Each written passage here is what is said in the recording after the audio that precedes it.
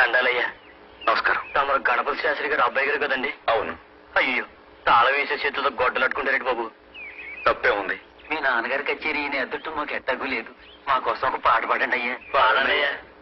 పాడాలి బాబు, పాడయ్యా.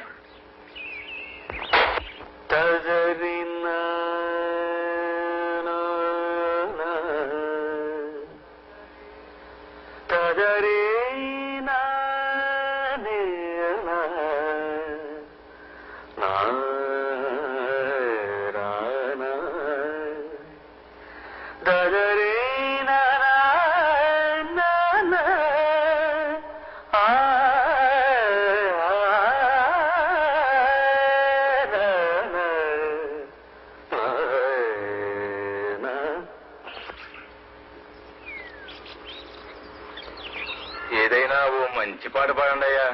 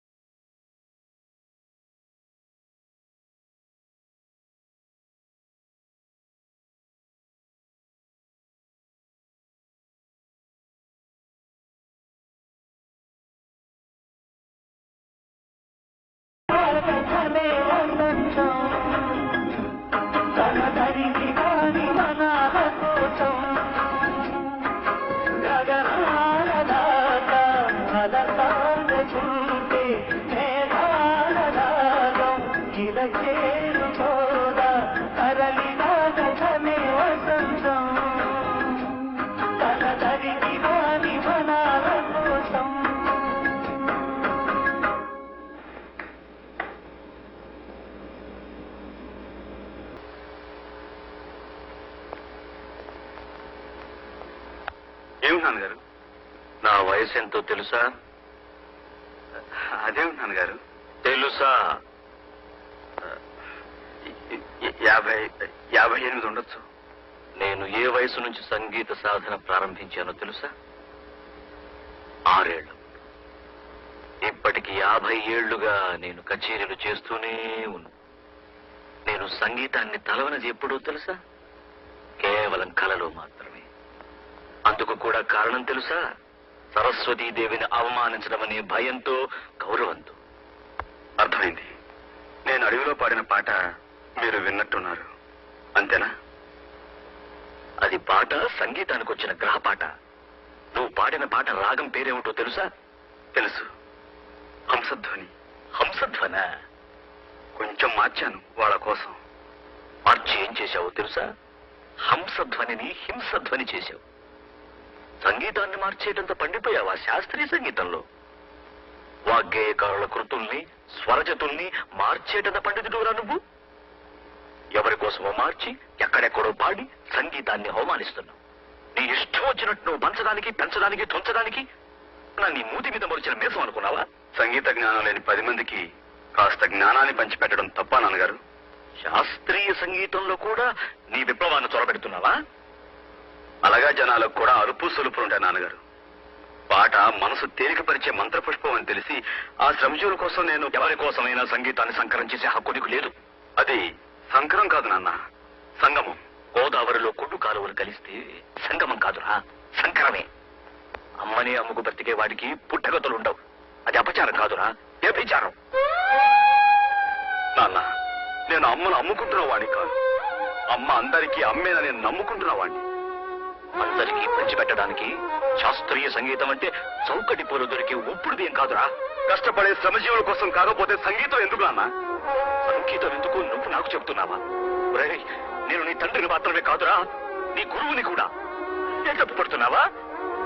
తండ్రి అయినా గురువు అయినా వికలాక్షుడు 3వ కన్ను తెరిచిన తప్పు తప్పే నాన్న.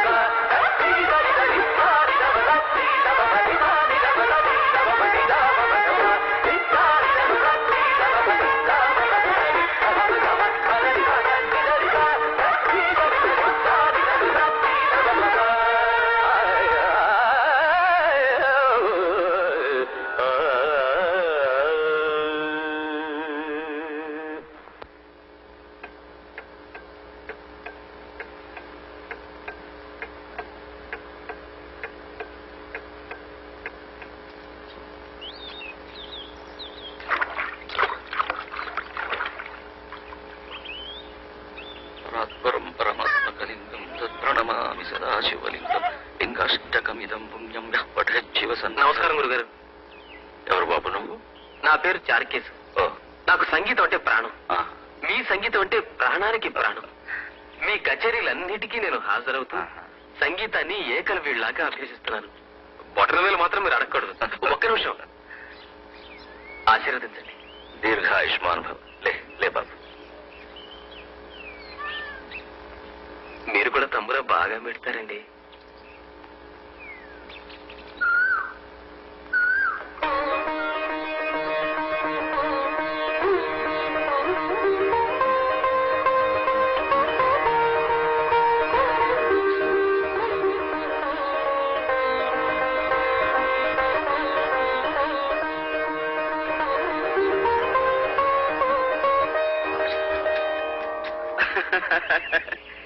నువ్వేం బాధపడకు పెంటమ్మా. నీ పుణ్యాన ఓ దేవాలయం వెలిసింది. ఇలాగే నువ్వు వెళ్ళిన చోటల్లా ఓ ఆలయం పుడుతుంది కదా. దాన్ని చూసి నువ్వు సంతోషపడి పెంటమ్మా.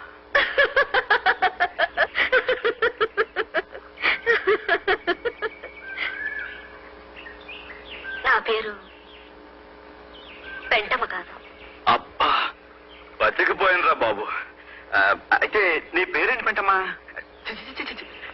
అసలు నీ పేరేంటి? చెప్పుకొని చూద్దాం.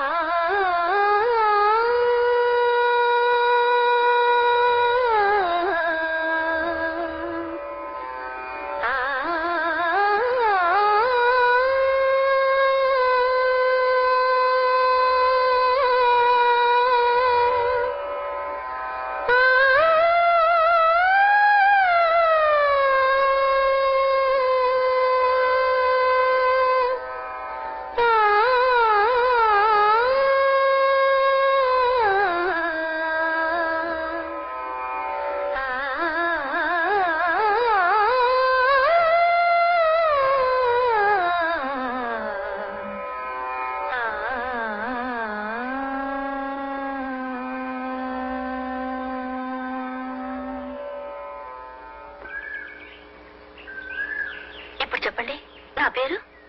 అదే లలిత రాగం. అంటే నీ పేరు లలిత అవునా? కాదు, లలిత శివజ్యోతి. లలిత శివజ్యం. చాలా అందమైన పేరు. నా ఫీజు మీరు ఇవ్వలేరయ్యా. నా సంగతి మీకు తెలీదు. అవుననుకోండి, అయినా మా చేతనైనంతలో ఎంతో కొంత ఇవ్వాలి కదండి. తప్పదంటావా? తప్పదండి. తప్పదా? ఇదిగో, నేను అక్కర్లేదంటున్నా, మీరు ఇస్తానంటున్నారు. తీరా నేను అడిగాక ఇవ్వకపోతే మర్యాద దక్కదు. ఒరే రాఘవులు, ఆ జేబులో ఏముందిరా? బీడీ కట్ట అగ్గిపెట్టి ఉంది బాబు. అవి అక్కడ పెట్టు. ఎందుకు బాబు? పెట్టు చెప్తా. నీకు దేవుడి మీద నమ్మకం ఉందా? ఉంది బాబు. ఉంటే ఈ రోజు నుంచి ఇది ముట్టనని ఆ దేవుడి మీద ప్రమాణం చేసి చెప్పు. బీడీ మానేయడం అంటే అదేరా నా ఫీజు. అలాగే. ఏడువాడా గొడవ ఏడు. అయ్యా రైట్. నీ మొహానికి నువ్వు పిల్లాన్ని వదిలేసావు. మర్యాదగా ఎప్పుడైనా పిల్లని తెచ్చి కాపురం చేసుకో. అదేరా నువ్వు నాకు ఇచ్చే ఫీజు. ఏంటి? సరేనయ్యా. నవ్వరా?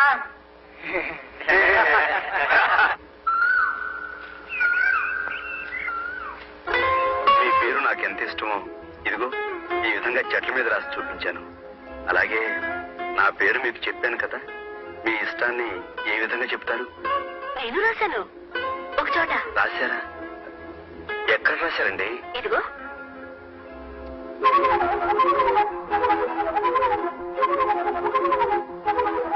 పచ్చబుట్ట. ఆ, మీరు నన్ను పూర్తిగా పడగొట్టిస్తారు లలిత గారు. నేను మీ పేరు చెట్ల మీద పుట్ల మీద రాశాను. అలా ఎన్నిసార్లు రాస్తే ఏముంది చెప్పండి. మీరు చూడండి, నా పేరు ఏకంగా మీ శరీరం మీదే రాసేశారు. మీ రక్తనాళాల్లోకి నా పేరు అక్షరం అక్షరం కరిగిపోయేలాగా పచ్చబొట్టు వేసేసుకున్నారు. అద్భుతం లలిత గారు, నిజంగా మీరు అద్భుతం. ఇది మీకు నచ్చిందా? నచ్చింది. అయితే తీసుకోండి.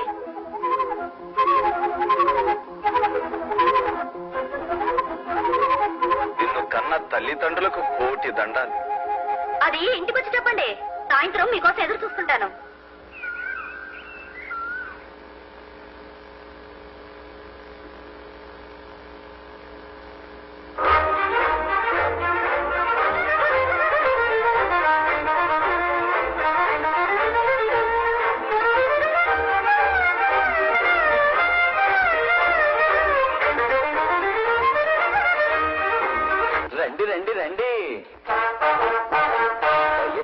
రండి తమరి రాక మాకెంతో సంతోషం సుమండి రండి రండి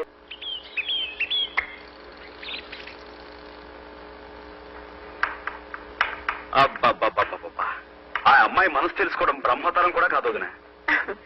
ఆడదాని మనసుకు ఒక రాజమార్గం ఉందయ్యా. ఏంటిది? మగాడి మనసే.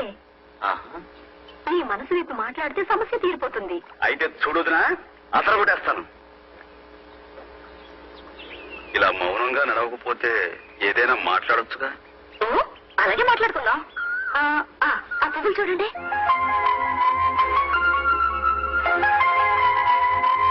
చాలా తమాషాగా ఉన్నాయి. 2 కళ్ళు, ముక్కు, నోరు, పెద్ద పెద్ద మీసాలు, అచ్చం మనిషి మొహలాగే ఉంది. బాగున్నాయి కదా. ఈ పువ్వులన్నిటికీ మీసాలు నేనే పెట్టాను. మ్మ్హ్మ్. అంతేనా? నేను మిమ్మల్ని ఒకటి అడగాలనుకుంటున్నాను. తీసుకోండి.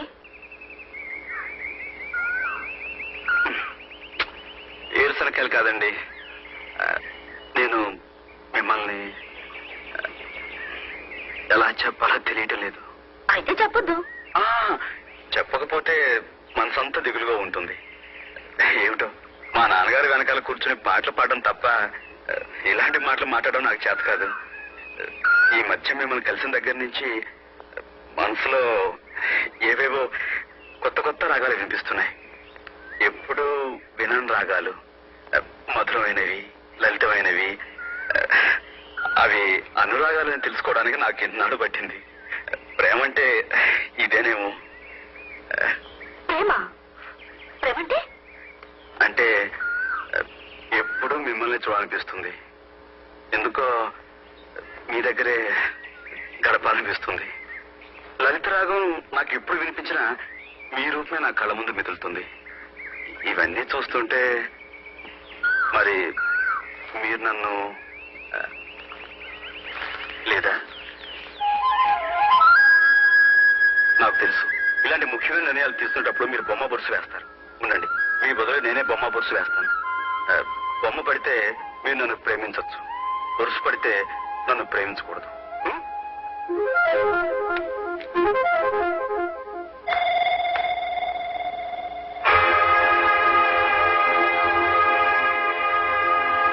వద్దు, చూడద్దు.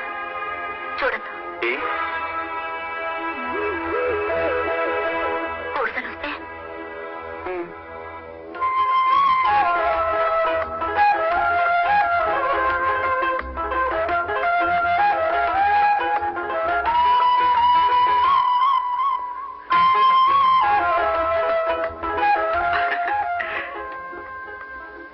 లలిత, ఈ రోజు మాకు కచేరీ ఉంది. ఏమవుతుంది? నేను వస్తాను. సరే, కచేరీలో కలుద్దాం. ఏమిటి, కచేరీకి నువ్వు కూడా వస్తున్నావా? లలిత రాగం లేకుండా కచేరీ ఉంటుందా?